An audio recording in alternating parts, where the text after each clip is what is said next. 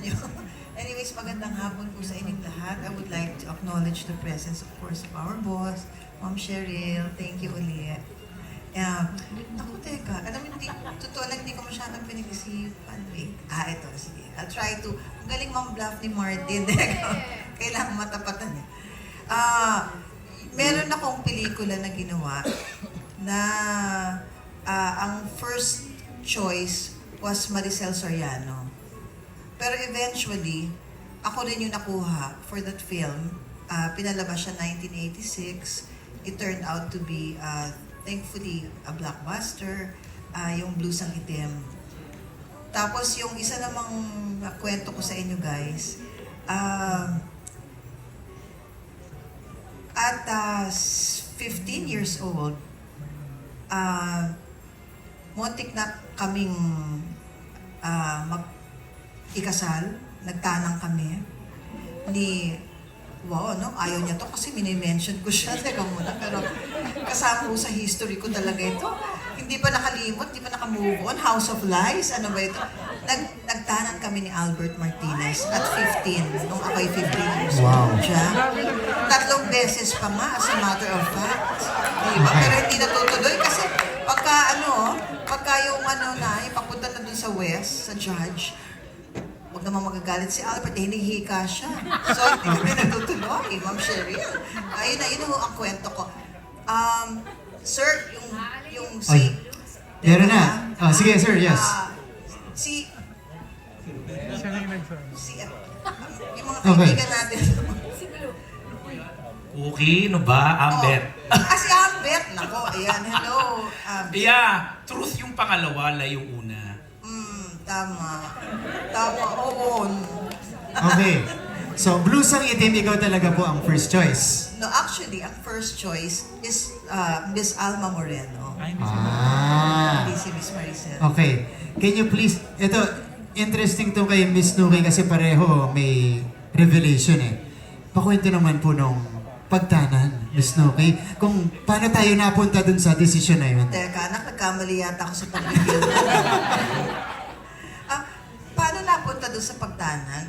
Kasi di ba pagka in love talaga, first love ko kasi itong si Albert. Alam naman ng mga kaibigan ko dito na talagang si Little yung aking talaga one and only at that time. So, ayan, alam niyo natataon, yung 2 times nagtanan kami, tumakas kami nun sa set. Nasa shooting kami nun. Tapos bigla na kami sumegoy, papunta na ng Antipolo. Yung isa naman, Tagaytay ang naisip namin, may kakilala daw doon. Huwag na natin masyadong i-expound. Pero totoo yun, Ambet. You got it. Congratulations. Wow. Nice to see you all here. Thank you for coming. Miss Nuki, thank you. Pero additional question, okay, ikaw naman, katulad ng mga tanong natin dito sa kabila kanina, meron ka bang gustong magaya doon naman kay Miss Jackie Lou Blanco pag nasa set siya? Marami. Totoo lang, ito not because we're here, no? But talaga si Miss Jackie kasi, I love her attitude. We all love Jackie. There's nothing bad to say about her, but only good things. Kasi si Miss Jackie, maganda yung work ethic niya, maganda yung the confidence in herself is there. She's a good, kind person. She has a beautiful heart. And nafe-feel naming lahat talaga yung support ni Miss Jack sa aming lahat. Walang insecurity sa katawan. She's cool. She's cool. I love her. That's what you admire. I admire her. Yan, kay Miss Jackie. Thank you so much, Miss Nuki. And speaking of Miss Jackie, your turn to give us your info. Nag-isip ako, ito yung naisip ko. Okay, first, nung di pa kami ni Direk Ricky, there was an instance na magkaharap kami, tapos he leaned forward and I said, oh wait, I'm not ready yet.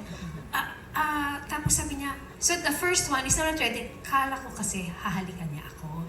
Tapos sabi niya, I know, kasi meron kang etiketa dito na kalabas. Okay, nakakahiya, no? Kala ko halikan ako. Second naman, ganun din. Nag-lean forward siya. Tapos ko, naku, wait, I'm not yet ready. I'm trying to get over the relationship before. Give me time, di ba? Tapos, akala ko halikan ako. Tapos, nung maging mag-boyfriend na kami, sabi niya, hindi, actually, I was just going to embrace you.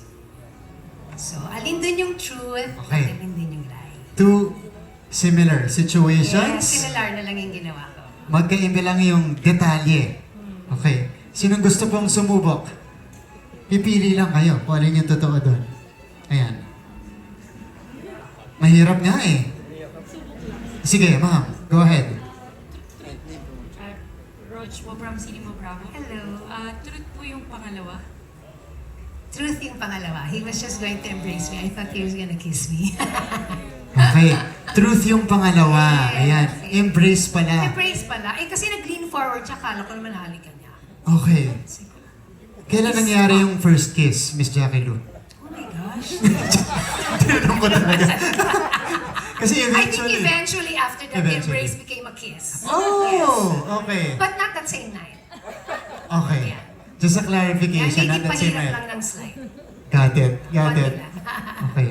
At least, di ba, naramdaman natin si Sir Ricky. Ano muna? Yeah. Taking it slow. Yeah, taking it slow. Yan. Okay. Ikaw naman, Miss Jackie, you heard Miss Nuki share, what she loves about you on set. Ikaw naman, ano yung talagang ina-admire mo sa kanya kapag nasa taping? Ito si Cookie, even if actually this is our very first soap, we were able to, nagsama kami ata sa Captain Barbell pero hindi naman kami nagka-eksena.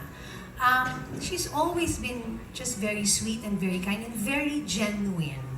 Very genuine. Parang hindi ko siya nakikitang if she is, maybe if she feels slow, she's just in one corner pero hindi niya maa-affect ang kahit na sino if she's not in a very jolly mood, di ba?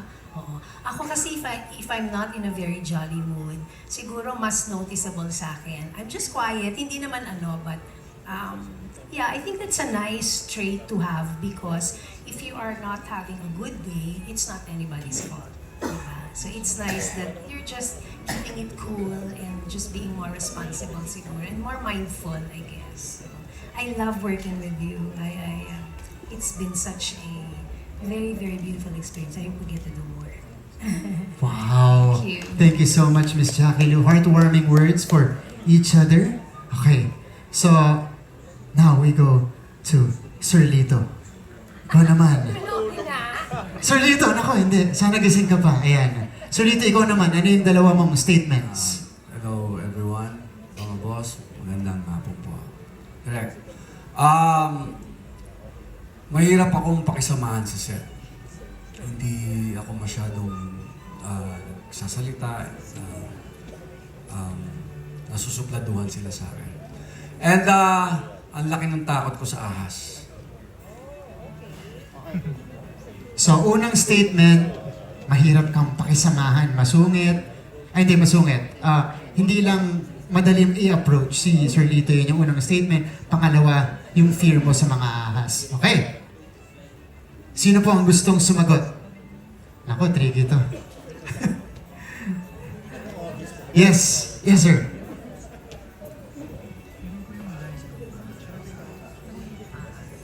Ang truth yung takot ka sa ahas. Sir Lito, totoo ba? Totoo. Totoo. Got it correctly.